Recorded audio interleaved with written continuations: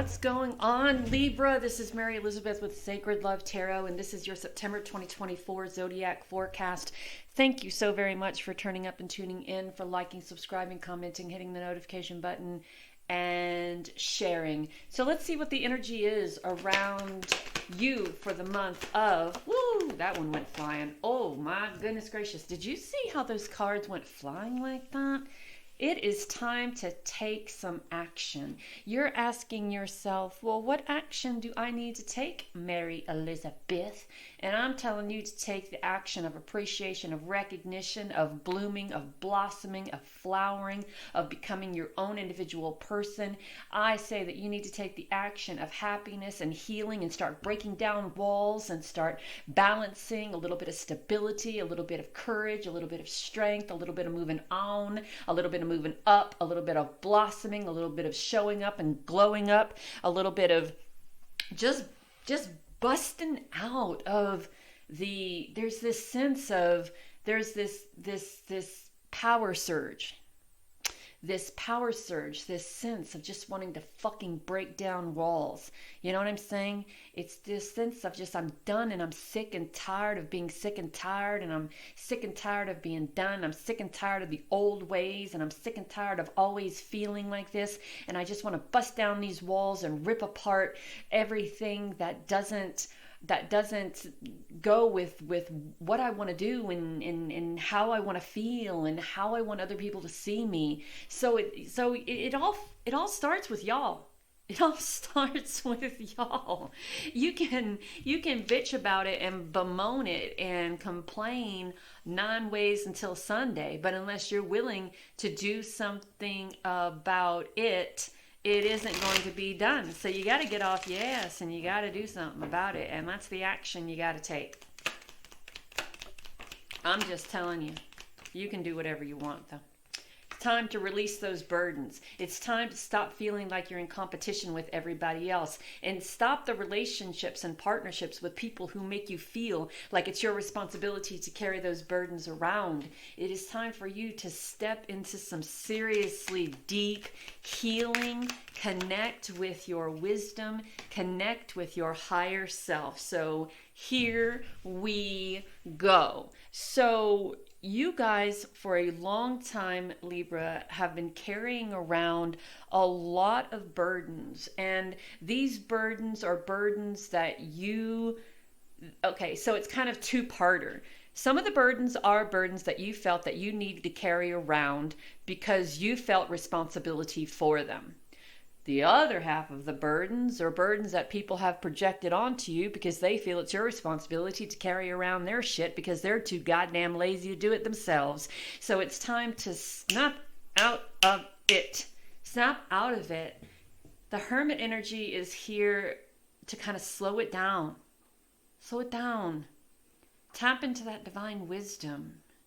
Use the energy of who you are as a divine being to focus on letting go of what you need to let go on, to open those doors to happiness and healing. I'm going to tell you a little story. There's a book that I'm reading, and I don't have it in front of me, and I don't know the name of it, to be honest, off the top of my head. But there's a section in the book where she talks about when we are born or created or whatever it is that you think, we have this castle, and inside this castle are thousands of doors, and behind each one of those doors are a part of our being that makes us. And in the beginning, there's happiness, there's adventure, there's tranquility, there's passion, there's all of these great and wonderful things, thousands and thousands behind all these doors.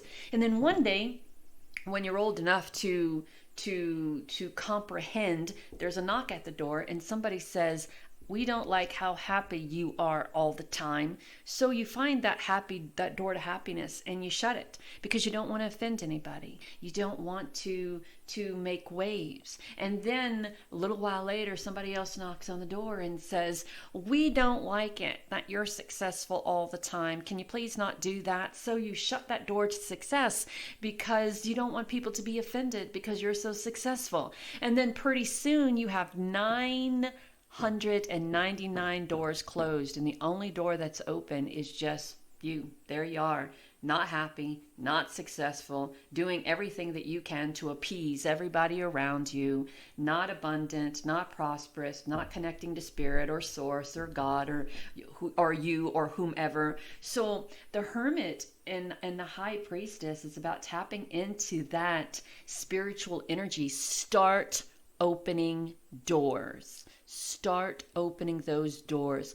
Break down the wall of that castle, go in and open that door to happiness, open that door to sensuality, open that door to passion, open that door to abundance, open that door to release, open that door to creativity, open that door to power, open that door to intuition, open that door to happiness, open that door to healing, open it to peace, open it to blossoming, open it to abundance, open it to prosperity, open it to action, right? It's the only way that you're going to see open it to forgiveness, open it to releasing, open it to letting go. That 10 of Swords, 10s are always transitioning into something else, something different. And this is going to be honest, completely hard for you because you've known one way. You've known one way. So the Queen of Wands talks about power and protection. It's putting yourself first, putting yourself in the sense of power, knowing when it's time to, what did Patrick Swayze say? Be nice until it's time not to be nice. Putting yourself in this position of power, but also putting yourself in this position of protection, setting up boundaries, being gentle, being soft when need be, but being passionate and independent and fierce when you need to be. And I don't think that is going to be as difficult for you as breaking down those doors, breaking down the door to that castle and opening up all those other doors, right? It's going to take a while because those doors have been shut for quite some time. We have door to happiness and healing. That's the first door that you should open. The happiness and healing isn't for anybody else. It's for you and you alone. And that's where we start. We start on being happy. We start on not allowing all of these things in the outside world that you can't control to stop controlling you. We stop listening to the judgment of other people or changing our ways because other people are offended by who we truly are. We stop all of that nonsense and bullshit because you know what? Those people are always going to find something about you that they don't like. So there's that. So it's time to emotionally disconnect yourself from continuously giving yourself emotionally to everybody else. Stop filling everybody else's cups. You have no reserve left.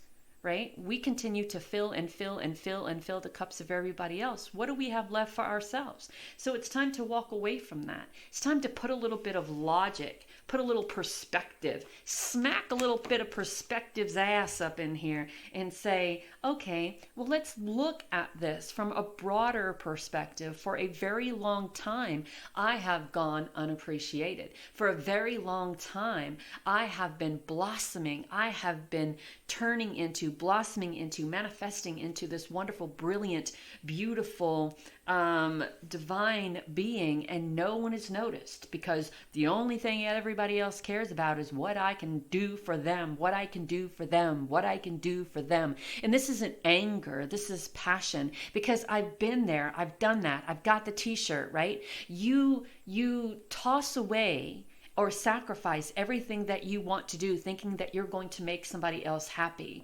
And then before you know it, it becomes your responsibility and obligation to throw everything that you want to do away to make these people happy. And they're never going to be happy, regardless of what you're sacrificing. They just expect you to do it. So it is time to start creating an atmosphere of people, like-minded people. This could lead to a partnership or some sort of relationship or some sort of friendship. Like I don't talk a lot about twin flames. I don't talk a lot about meeting people from other lifetimes, but all of this could create some sort of atmosphere, some sort of friendship or kinship that really makes you feel that you've known this person forever. They are open to listening, open to sharing, open to helping, open to hearing, open to balance and stability. They recognize you, they see you, they appreciate you.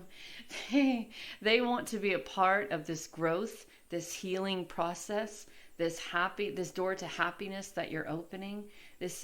We have the rainbow in the background, balancing all of those chakras, coming into a time of peace. Y'all have an amazing, abundant September. And I wanted to say February, and I don't know why I wanted to say February. I think there's something very significant for you happening in February, Libra. So be very open to February. Perhaps this transition is going to take, what is this? September, October, November, December, January, February, 5 months. But please be open and willing to start or enter this transformation. Animals could play a part in your transformation. Horses, owls, cats, crows.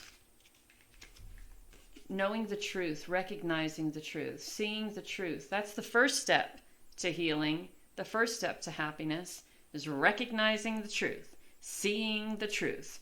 Who are they? Why are they here? What do they want? Why have they been with me? And here's the true test.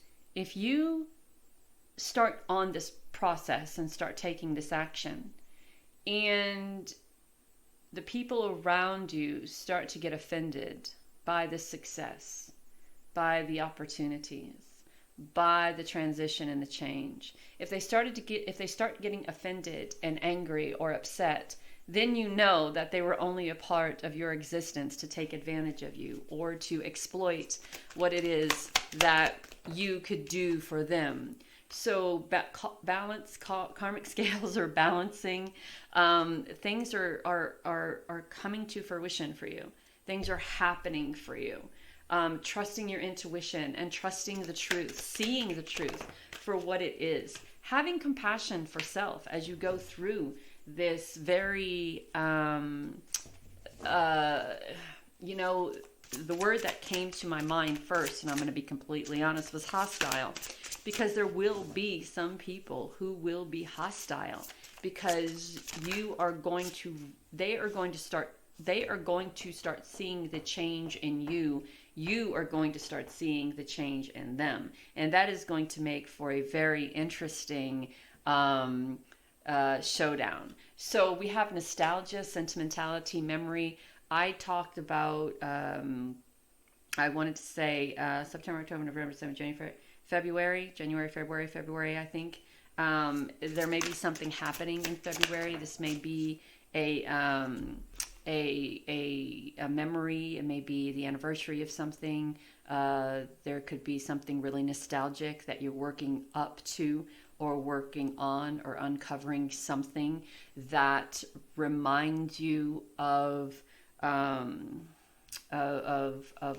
a birthday or a passing date, or even this transition and this change that you're going through may remind you of some things that brings back a little bit of nostalgia and sentimentality. So it's okay to open your heart to that. It's okay to remember. It's okay to cry.